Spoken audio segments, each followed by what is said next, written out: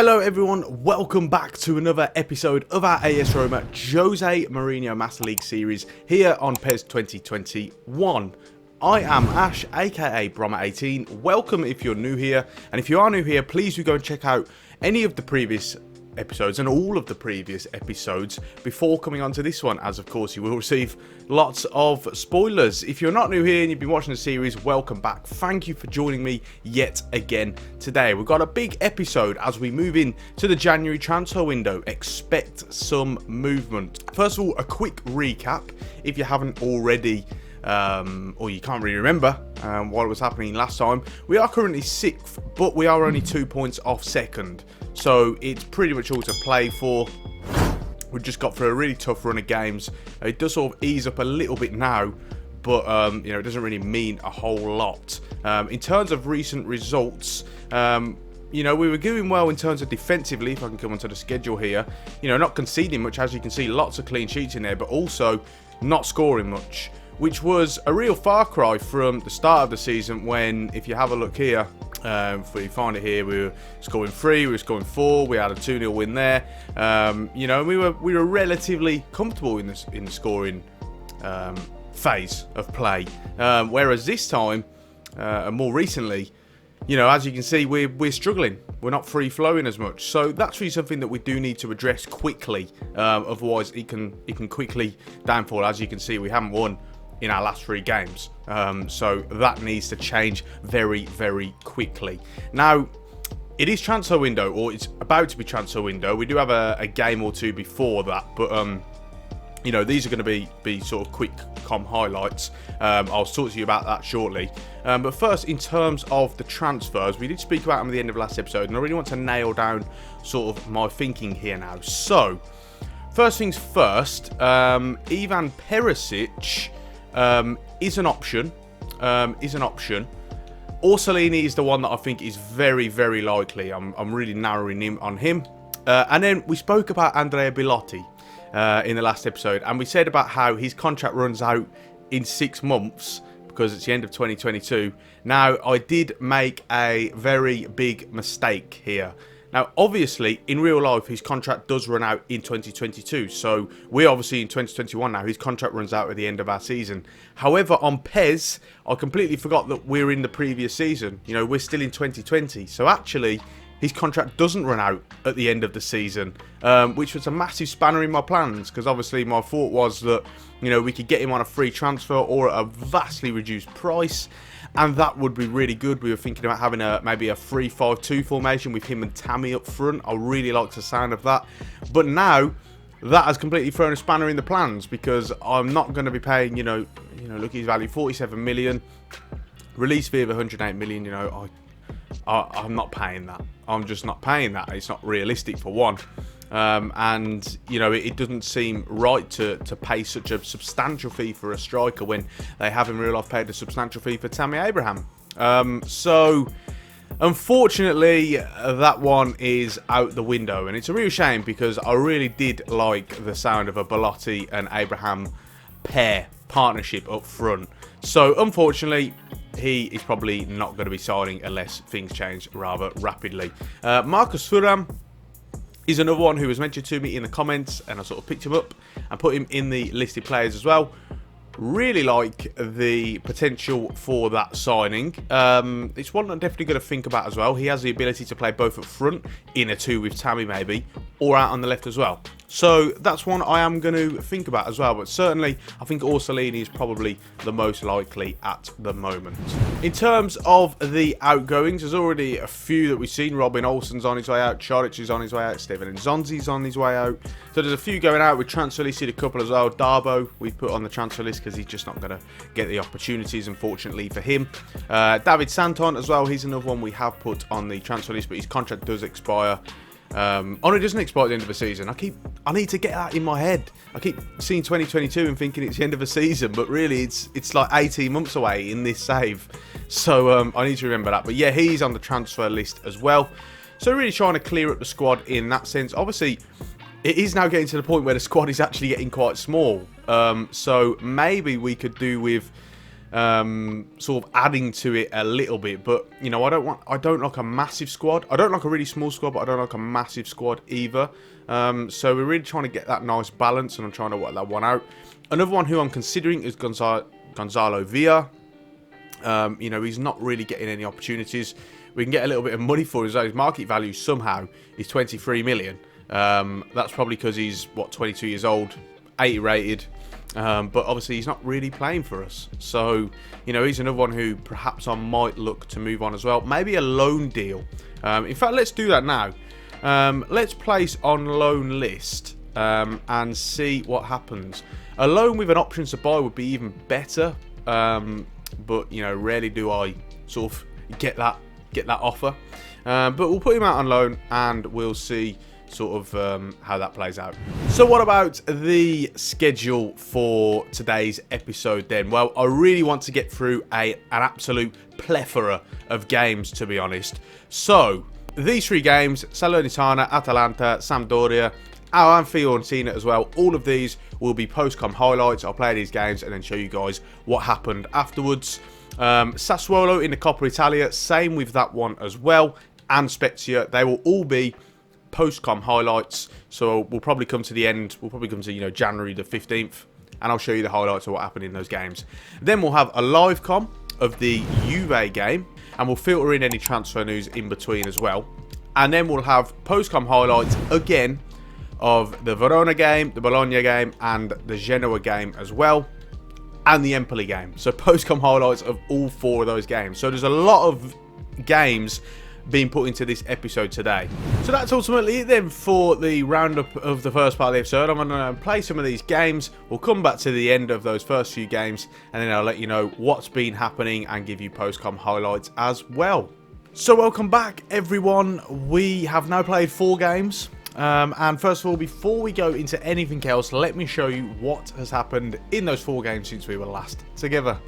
So we start off with the game against Salernitana, and as you can see, there was a few changes to the lineup as I looked ahead to the likes of the Atalanta game and tried to switch it up for freshness purposes as well. And it was a fairly comfortable game in the end. We got off the scoring with Zaniolo after some good work down the right hand side. Once again, him and Tammy Abraham teaming up, who are forming such a tremendous partnership. And then we topped off the scoring with this free kick from Jordan Veretout. As you can see, one of the strangest looking free kicks you're ever going to come across, because it didn't even look like it had gone in. It bounces off the post and back off the line, but it does actually sneak over, and it was in the end a lovely free kick from him.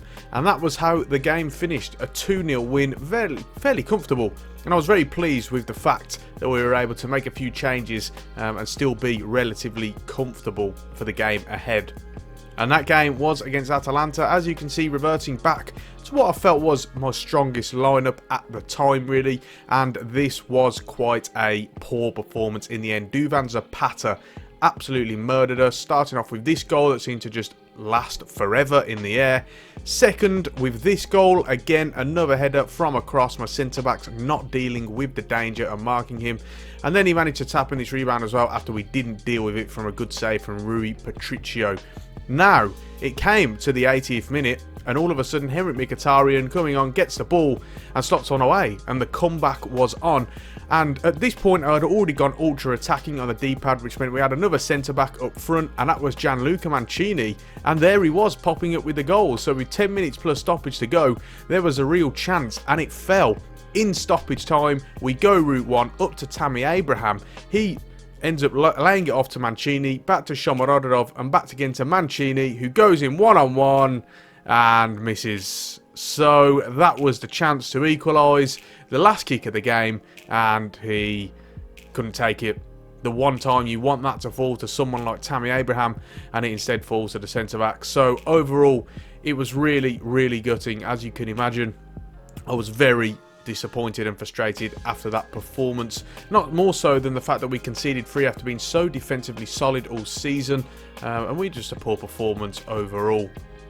And unfortunately, it didn't stop there with the disappointments. We went into this game against Sampdoria once again with a strong lineup minus Shomurodov up front instead of Tammy Abraham, and we did get ourselves into the lead. Nicolo Zaniolo at a second attempt after doing a really nice flick. Lovely work from El Shaarawy down the right hand side. He does manage to get onto the rebound first with his left foot and curl it into that far corner. But almost immediately after they scored, there I was trying to mess with the tactics on the D-pad and took my eye off the ball, and that ends up happening. So more points dropped in back-to-back games meant that overall I cut a very frustrated figure, and not more so frustrating than in the next game. We did draw 0-0 to Fiorentina, but there weren't many highlights, so I'm not going to show you them. So it leaves the league table looking like this. Now, we are only 1 point off 4th, which is of course a Champions League spot, and that is our objectives for the season. Now, 1 win in 7 in our last 7 games is poor. You know, you don't have to tell me that. You know, we, after a really good start to the season, all of a sudden we're really, you know, just struggling. And I think overall, it's the system, the tactics, the way I'm playing as well. A bit of everything, a mixture of everything. I do think the system has gone a bit stale, the tactics. So we have decided to switch that up ahead of the next game. And I'm going to show you all what's going on. But overall, we're only a point off. It's really tight, you know. I mean, down to Sassuolo, who are in 8th. Only 2 points between us and them. You know, same with like Milan, Lazio, Atalanta.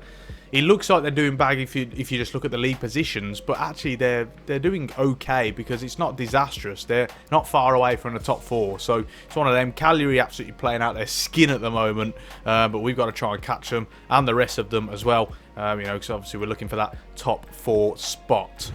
Now let me talk to you about transfers. As you can see, we did make offer for a few players because it's really got to the point now where I'm starting to look at my bench. I want to make subs in game, and I just don't make a sub. Like in the Fiorentina game just gone, where it was 0-0.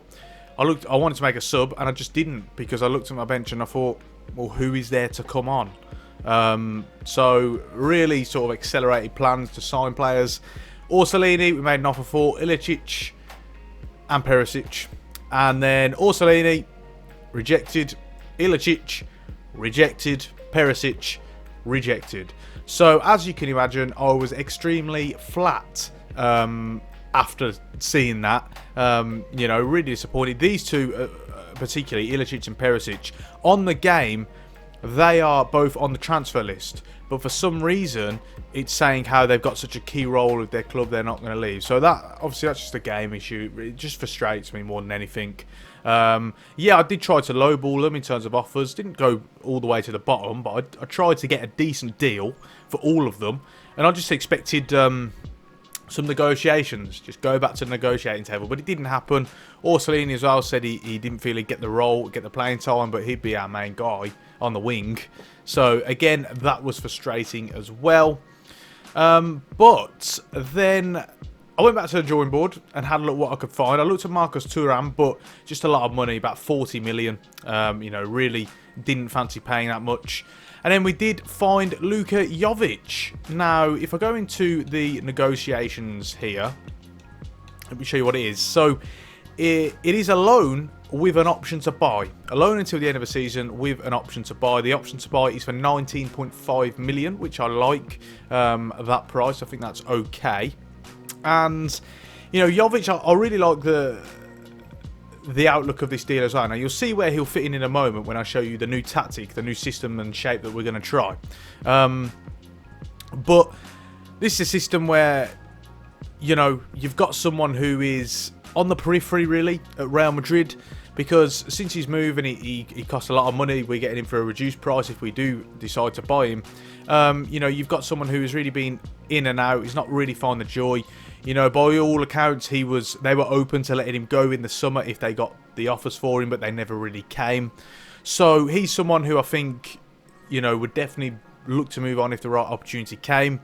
And he's someone who fits in with a Jose philosophy, for my opinion. You know, he's 181 centimetres, so again, that's between 5'11 and 6 foot. It's on the border, really, I believe. And, you know, so he's sort of that big-body type player, plays the role of that really connecting link really well. You know, 79 kilograms in weight as well. Physical contact 77, which is fine. So he's someone who I'm really looking forward to. He's got me a little bit excited. You know, raised the spirits a little bit. And let me show you how he fits into the new system. And also let me show you what else has got me very excited. Because if we have a look here, this is the system, but if you have a look at left midfield, you'll notice someone has returned. A certain Leonardo Spinazzola. Again, that has really got the juices flowing. Completely forgot about him.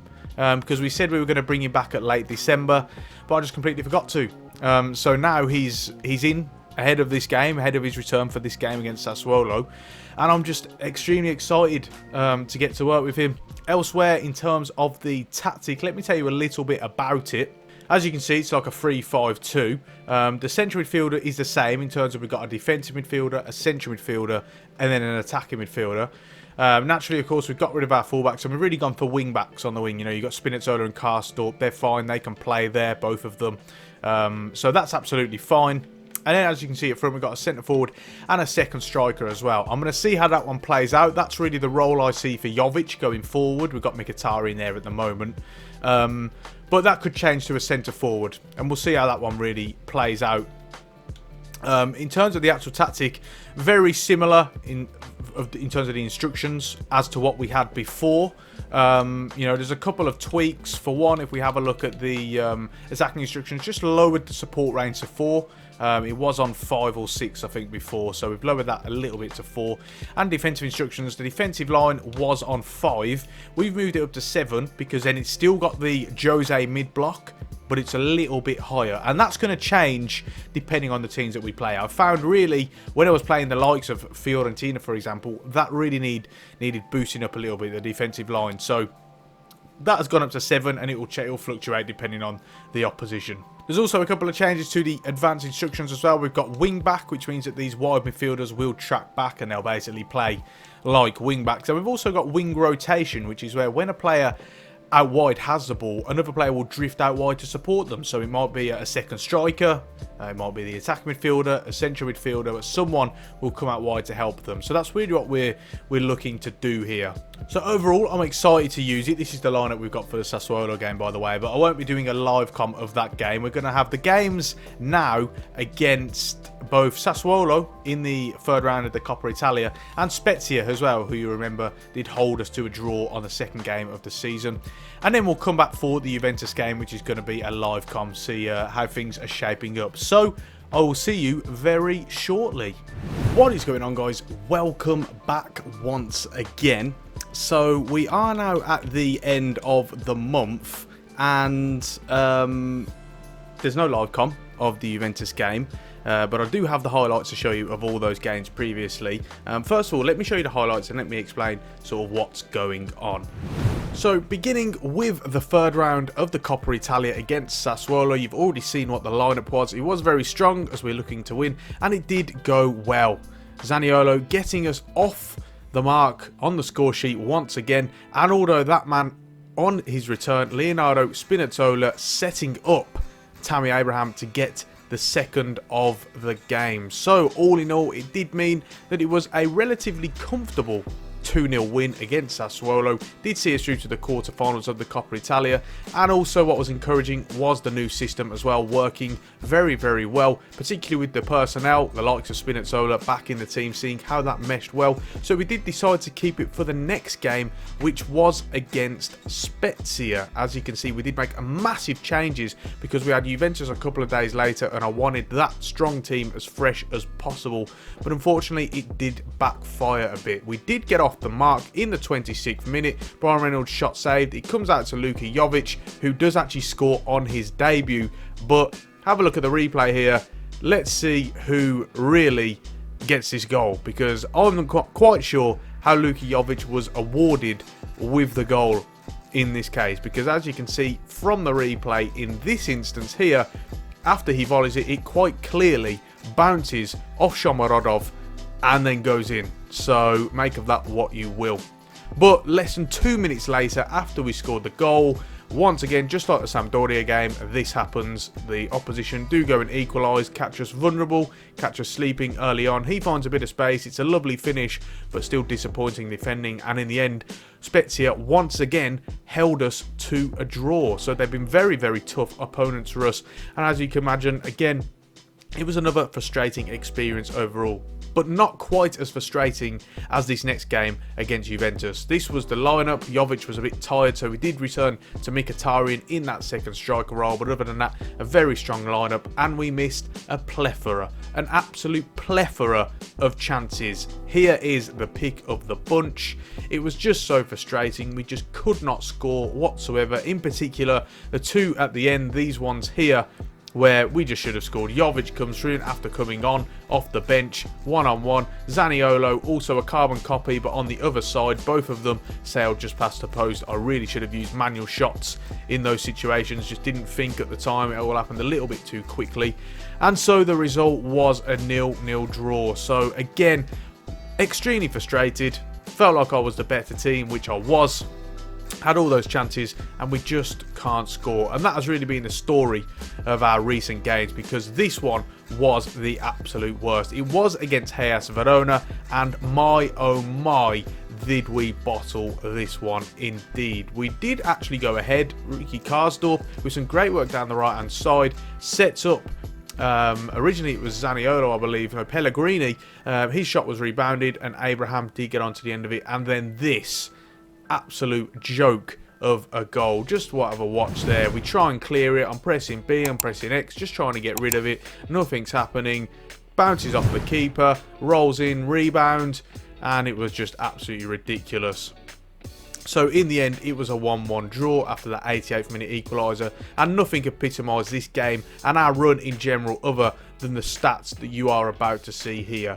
Will you just look at that? 13 shots, 61% possession, and we only score one goal and we don't win the game. They have 3 shots all game, and one of them, well, 2 of them came with that goal where it was rebounded, etc. Absolutely just so frustrating. This was really the worst one. And I came out of that game feeling very, very frustrated, as you can imagine. However, thankfully, we did ease our concerns a little bit with this final game against Bologna. Luka Jovic teams up with Tammy Abraham for the first time in a starting capacity, and it did go well. Tammy getting himself a brace in this game. With this one in particular, it was lovely. Flying header, a bit Ronaldo-esque in that one, if I do say so myself. It was a lovely ball from the right-hand side, and Tammy just sort of float in the air and nod that one in.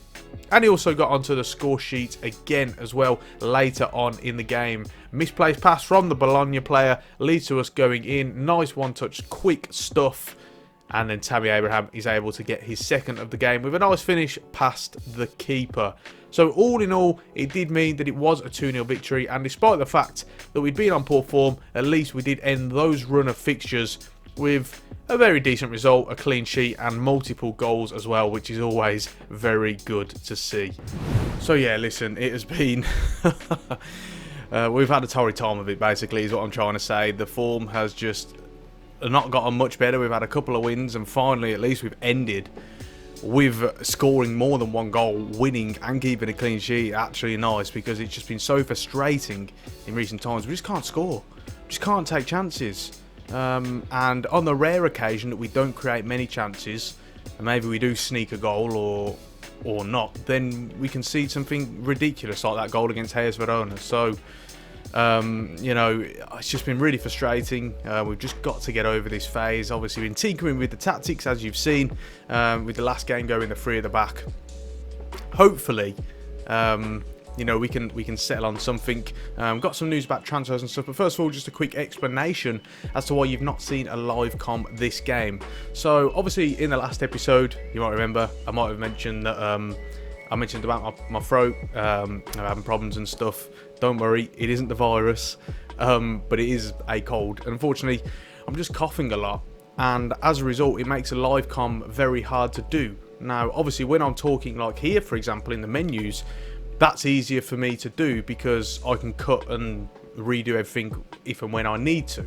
But if I'm in a game and let's say there's a chance arising and I have to pause in the middle of it to cough, ultimately that won't be the best viewing experience, and it'll be very hard, even for my editing, to be able to make that work at all. So unfortunately, I do massively apologise. First of all, I know you guys probably enjoy those live comms, but figured just for this episode, hopefully not any future episodes, we'll see how it plays out, obviously, but hopefully it will just be a one episode thing, but we're really going to have to see how it goes because, it is a kind of a problem at the moment. So with those run of results, despite how bad the form has been, we are actually in the top 4.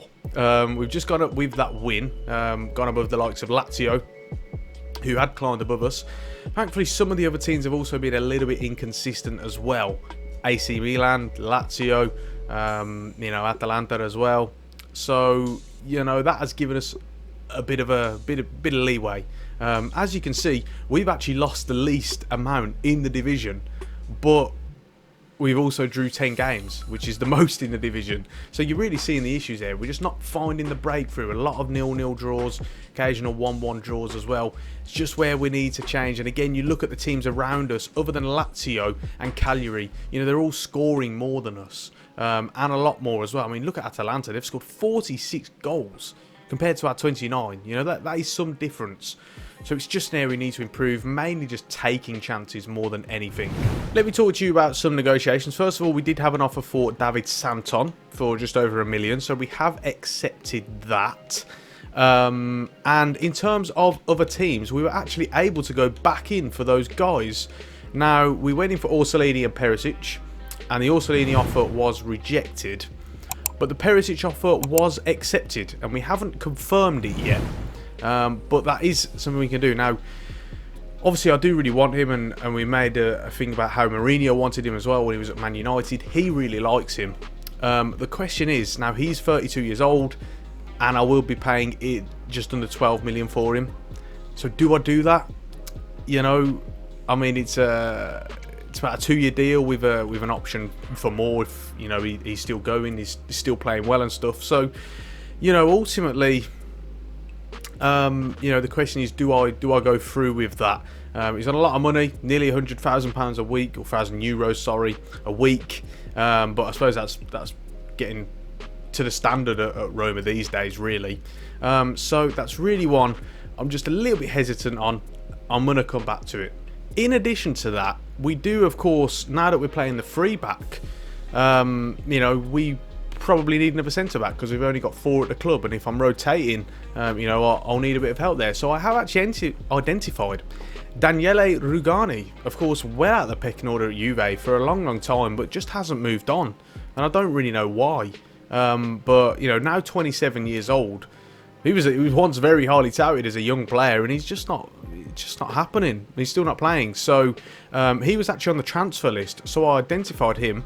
I thought, yeah, let's target him. So what we've done actually is we've made a loan to buy offer. If I go into the other teams here, it's 3.6 million for the loan until the end of the season, and then a transfer fee of around 14 million euros to make that permanent. He does have a release clause of just under 20 million, but I didn't really want to pay that outright because I want to see how it goes with him, if we can do that. Now, whether or not they'll accept, I don't know. But he's definitely one that we are pursuing. So welcome back, guys. As you can see, negotiations with Daniele Rugani have broken down. So, what you're going to do. Apparently, he doesn't care that he isn't playing. He just wants to pick up a wage. So, there you go. I've also decided that I am going to make the Perisic deal permanent. So, we will accept terms. Just under 12 million. We're paying for him, and delighted that he'll be joining the club. In the free back, I think he can also fit in as well, because of course for Inter Milan he does play that wing back role, and then we can shift Spinazzola out onto the right hand side. So that's one that could really work well for us. As you can see here, Ivan Perisic just getting announced, having his welcome press conference at the club. Looking forward to it. Hopefully he can bring goals as well, because we really do need them, that is for sure. Whether or not he's playing in that wing-back role or in the 4-2-3-1 on the wing, I think he can bring them. I think he can add end products from the wide areas. So I think that's a really, really big signing for us, to be honest. And absolutely delighted. Welcome back, everyone. As you can see, we are now on deadline day, and we have found another centre-back. It is one Matteo Gabbia, from AC Milan, 22 years old. As you can see, I really wanted to try and keep it homegrown with this signing, so that's what we've been trying to do. It is a loan with an option to buy. 3 million is the loan fee, and then an option of 10.6 million euros to make it permanent should we want to in the summer. Weekly salary of 28,000 euros, and he's a 77 rated. I have a feeling that's from the Master League mod. He's been boosted up a little bit, but very pleased with that one for sure. Only 22 years old, so there's room to grow. And obviously he's a nice rotational option for us, so I've got no problem with that one at all. So we are going to accept and bring him into the club. So all in all, it's looking like it's going to be a very successful deadline day. So welcome back everyone. We currently have about 7 hours of deadline day left, and it turns out I can make another offer for Orsolini. So you know what? Let's just get out of the way. You know, I'm fed up of just not being able to do it. I'll pay the 35 million, and you know, it is what it is. We've sold a lot of players, in all fairness, in this season. We've made a lot of money from that. As you see, the transfer budget's still 81 million. So you know, I'm prepared to do it. We're going to give him a 5-year deal. And if we have a look at the weekly salary here, the player has a good impression of the club. So you know, we can maybe offer a little bit less. I'm happy to offer a goal bonus because we need them. And I'll put a little bit on the win bonus. But, you know, this should come through. Let's see how this one plays out. So, we're back and he has accepted our offer. So, finally, you know, I've clearly, you know, I targeted him from the start. It was quite clear he was the one I wanted. And despite the fact I didn't want to have to pay 35 million, but at the end of the day, we need him. You know, I want him. We need him. He's absolutely perfect for the signings that we're trying to make, for that Mourinho mould. You know, he's what we need as well. So I think it's absolutely perfect. I really, really do. And I'm absolutely just glad to get it out of the way, to be honest. You know, if we look at him there, looking good. Looking very good in his shiny new kit. You know, I think we might as well actually just simulate the rest of deadline day now, because, you know, there's nothing else we're looking to do. To have Perisic, Orsolini and Gabbia in, particularly on the last day as well, to get that over the line. Very, very pleased. Very, very pleased indeed. Just a quick look at the ratings are going up. Mainly El Shaarawy has gone down, which I'm surprised because he's not great, but he's not been terrible.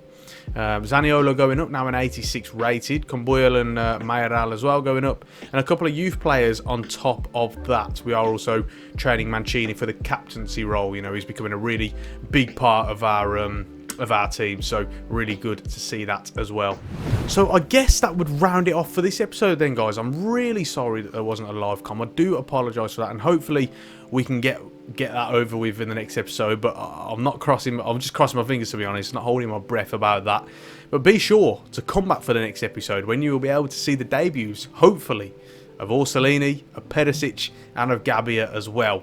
We've got lots of big games coming up. Look at that, back to back. One against AC Milan, and then in the quarter-final of the Coppa Italia, we have Inter as well. We've also got 2 games against Benfica, and then Inter again in the Serie A. I mean, I can't live com all of these. Something we'll have to give there anyway. So we'll see. And then after that, I mean, it's Lazio and Napoli. That will be split into 2 episodes, but certainly in the next episode, we're going to have these games, AC Milan, Inter Milan, probably the Benfica games as well. Probably going right up the way to the next Inter Milan game, the second one. So that is an absolute blockbuster episode, and I cannot wait to get into that one. So please do be sure to rejoin me for that one. If you've enjoyed it, please leave a like.